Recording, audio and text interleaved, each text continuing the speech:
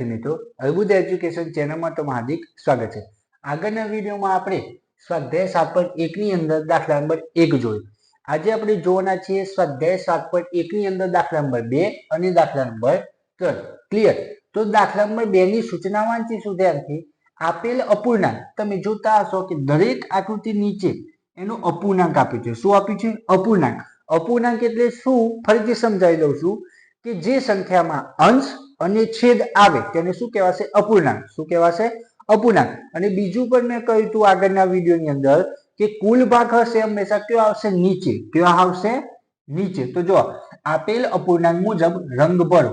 દરેક આકૃતિ આપી છે અને દરેક આકૃતિના અપૂર્ણાંક પણ આપેલા છે। તો જે અપૂર્ણાંક આપેલા છે એ પ્રમાણે આપણે રંગ પૂરવાના છે। ક્લિયર? જેમ કે તો પહેલી આકૃતિમાં જોશો ટોટલ 1 2 3 4 5 6 ટોટલ કેટલા ભાગ છે? 6 ભાગ। કેટલા ભાગ છે? 6। જેની અંદર મેં કીધું હતું કે કુલ ભાગ નીચે આવે અને જે રંગવાનો ભાગ હોય, જે ભાગની અંદર તમારે કામ કરવાનું હોય એ કયો આવે? ઉપર આવે। કયો આવે? ઉપર। તો 6 માંથી કેટલા ભાગ રંગવાના છે? એક ભાગ। કેટલા ભાગ રંગવાના છે? એક। તો આપણે 6 માંથી કોઈ પણ એક ભાગ રંગી દઈશું। જે ભાગ રંગવો હોય રંગી શકાય। ક્લિયર? થઈ ગયું કામ? તો થઈ ગયું એક ષષ્ઠાંશ। આગળ બીજી આકૃતિ ટોટલ કેટલા ભાગ છે? 4 ભાગ। કેટલા ભાગ છે? 4। ગણીએ 1 2 3 4 કેટલા ભાગ રંગીન કરવાના છે? રંગ ભરો તો એક ભાગ। તો એક ભાગની અંદર કોઈ પણ તમે ભરી શકો છો। એવું નહીં કે આજ હું જે ભરું છું એ જ ભરી શકાય। તમારે કોઈ પણ ભાગ રંગીન ભરી શકાય, પણ કેટલો ભાગ? જે માગ્યો હોય તે। ક્લિયર? આગળ ત્રીજું અહીં ટોટલ 1 2 3 કુલ ભાગ 3। એકની અંદર રંગ ભરવાનો છે તો આની અંદર આપણે રંગ ભરીએ। થઈ ગયું? આ રીતે રંગ પણ ભરી શકો છો અને ડિઝાઇન પણ તમે બનાવી શકો છો। ટૂંકમાં જે ભાગ તમને ભરવાનો કીધો હોય એની અંદર તમે ભાગ ભરવાનો છે અને ભરી શકો છો। ડિઝાઇન પણ બનાવો તો ચાલશે, રંગ પૂરશો તો પણ ચાલશે। આગળ ટોટલ 4 ભાગ 1 2 3 4 3 ની અંદર રંગ પૂરવાના છે। કેટલાની અંદર? 3। તો પૂરું આ એકની અંદર પૂરી દઉં છું। ક્લિયર? આ બીજાની અંદર પૂરી દઉં છું અને આ ત્રીજાની અંદર પણ પૂરી દઉં છું। તો ટોટલ કેટલા ભાગ હતા? 4 ભાગ। કેટલા ભાગ? 4। જેની અંદર 1 2 3 3 ની અંદર મેં શું પૂર્યા? રંગ પૂર્યા। શું પૂર્યા? રંગ। ક્લિયર? આગળ જોઈશું ટોટલ 1 2 3 4 5 6 7 8 9 કુલ ભાગ કેટલા? 9 છે। કેટલા છે? 9 વિદ્યાર્થી મિત્રો। એની અંદર કેટલા ભાગ રંગીન કરવાના છે? 4। તો કોઈ પણ 4 ભાગ રંગીન કરી દઈએ। ફરીથી કહું છું, તમારે જે ભાગ રંગીન કરવા હોય એ ભાગ તમે રંગીન કરી શકો છો, પણ જે માગ્યા હોય એટલા જ।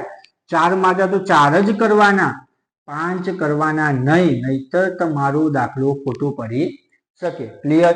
તો હવે આ હતો દાખલા નંબર 2। હવે જોશું દાખલા નંબર 3। દાખલા નંબર 3 ની અંદર જો કોઈ ભૂલ હોય તો ઓળખો। 3 આકૃતિઓ આપી છે। આ 3 ની અંદર શું ભૂલ છે તો તમારે જોવાનું છે। બરોબર? આ દાખલા નંબર 3 પહેલા આ દાખલા નંબર 3 શરૂ કરતા પહેલા એક વાત સમજી લેજો। જ્યારે કોઈ પણ ભાગ તમારે રંગીન કરવાનો હોય ને તો અપૂર્ણાંકમાં બધા ભાગ સરખા હોય। કેવા હોય? સરખા હોય। યાદ રાખજો। કોઈ પણ અપૂર્ણાંક હોય અને એ અપૂર્ણાંક તમારે આકૃતિમાં દર્શાવવાનો હોય તો એ આકૃતિની અંદર બધા ભાગ કેવા હોવા જોઈએ? સમાન। કેવા હોવા જોઈએ? સમાન। જેમ કે અહીં બધા આ રીતના ભાગ છે, અહીં પણ બધા આ રીતના ભાગ છે। જો આ ત્રિકોણ, આ પણ ત્રિકોણ, આ પણ ત્રિકોણ, આ પણ ત્રિકોણ। અહીં પણ ભાગ કેવા છે? સરખા। સરખા એટલે શું કહેવાય? આકાર બધાનો કેવો છે? સરખો। કેવો છે? સરખું। ક્લિયર? એટલે કે અપૂર્ણાંકમાં બધા ભાગ કેવા હોવા જોઈએ? સરખા। કેવા હોવા જોઈએ? સરખા। ક્લિયર? સમજાઈ ગયું? ફરીથી અપૂર્ણાંકમાં બધા ભાગ કેવા હોવા જોઈએ? સરખા હોવા જોઈએ। આ વાક્ય યાદ રાખી લેજો। ક્લિયર વિદ્યાર્થી મિત્રો? આગળ જો કોઈ ભૂલ હોય તો ઓળખો। તમે જોશો ટોટલ 2 ભાગ, નીચે કુલ ભાગ 2, એક ભાગમાં રંગ તો 1/2 તો સાચું છે। આની અંદર તો કોઈ ભૂલ નથી। તો વિદ્યાર્થી મિત્રો ધ્યાનથી જુઓ, મેં અહીં શું લખ્યું? અપૂર્ણાંકમાં બધા ભાગ કેવા હોવા જોઈએ? સરખા। કેવા હોવા જોઈએ? સરખા। અહીં આ જે ઉપરનો ભાગ છે કેવો છે? ત્રિકોણ છે। કેવો છે? ત્રિકોણ। પણ આ ભાગ કેવો છે? ત્રિકોણ નથી। બંને ભાગ કેવા છે? અલગ અલગ। કેવા છે? અલગ અલગ। તો એટલા માટે આપણે લખીશું આપેલ આકૃતિમાં સરખા ભાગ નથી. ક્લિયર? માટે રંગીન ભાગ 1/2 નથી. ક્લિયર? શું ભૂલ હતી? તમે ઉપરથી જોશો તો તમે તો કહેશો કે કુલ ભાગ 2 છે, એક ભાગ રંગીન છે, તો સાચું છે. પણ ના, ધ્યાનથી જોજો. અપૂર્ણાંકની અંદર બધા ભાગ સરખા હોવા જોઈએ. આ ઉપરનું ત્રિકોણ છે, આ કેવું છે? નીચેનું ત્રિકોણ નથી. સમજાઈ ગયું? તો શું લખાય? આપેલ આકૃતિમાં બધા ભાગ એટલે કે સરખા ભાગ નથી. હું લખું છું, આપેલ આકૃતિમાં બધા સરખા ભાગ નથી. ક્લિયર? બધા સરખા ભાગ નથી. સમજાયું? માટે રંગીન ભાગ 1/2 નથી. ક્લિયર? બીજું જોઈએ, તમે ધ્યાનથી જુઓ. 1 2 3 4 કુલ ભાગ 4, એક ભાગ રંગીન. સર આ તો સાચું છે, આમાં તો કોઈ ભૂલ નથી. તો જુઓ ધ્યાનથી, આ ભાગ કેવો છે? ચોરસ જેવો. કેવો છે? ચોરસ. આ ભાગ કેવા છે? લંબચોરસ. ક્લિયર? આ ક્યારે સાચું હોત? જો આની અંદર બધા જ આવા ભાગ હોત ને, જેમ કે આ રીતની આકૃતિ હોત, આ રીતની આકૃતિ હોત અને આ રીતનું હોત, તો કેવું હોત? સાચું હોત. કેવું હોત? સાચું. પણ અહીં કેવું છે? શાંતિથી જોજો. અહીં તમને આ ભાગ નાના બતાવે છે, આ ભાગ કેવા બતાવે છે? મોટા. એટલે કે 4 એ 4 ભાગ સરખા નથી. 2 ભાગ સરખા, 2 ભાગ કેવા છે? અલગ અલગ. તો આપણે અહીં લખીશું, આપેલ આકૃતિમાં બધા સરખા ભાગ નથી. ક્લિયર? તો માટે રંગીન ભાગ 1/4 નથી. ક્લિયર વિદ્યાર્થી મિત્રો? હવે જોશું ત્રીજી આકૃતિ. 1 2 3 4 3 ભાગ રંગીન, 3/4 તો સાચું છે. યાદ રાખો, આ ભાગ કેવો રંગીન છે? વધારે. તમે ધ્યાનથી જુઓ, આ ભાગ કેવો રંગીન છે? વધારે. કેવો છે? વધારે મોટો છે. આ ભાગ કેવો થઈ ગયો? નાનો થઈ ગયો. કેવો થઈ ગયો? નાનો. અને આ ભાગ કેવો થઈ ગયો? એનાથી પણ નાનો.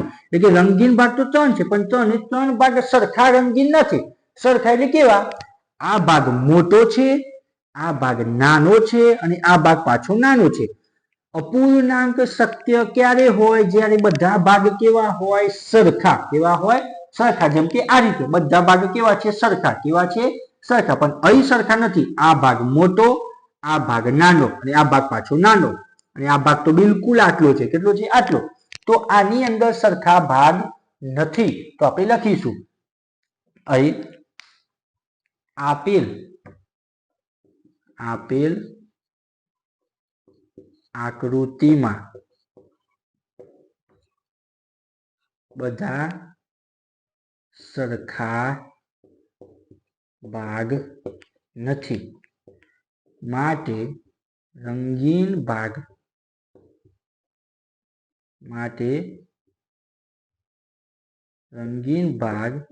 3/4 નથી. ક્લિયર વિદ્યાર્થી મિત્રો? તો આ હતું દાખલા નંબર 2 અને દાખલા નંબર 3 નું સોલ્યુશન. જો વિદ્યાર્થી મિત્રો તમને દાખલા નંબર 1 નો વિડીયો ના જોયો હોય તો જોઈ લેજો. અને જો અમારા વિડીયો તમને પસંદ આવતા હોય તો ચેનલને લાઈક કરો, શેર કરો, સબસ્ક્રાઇબ કરો.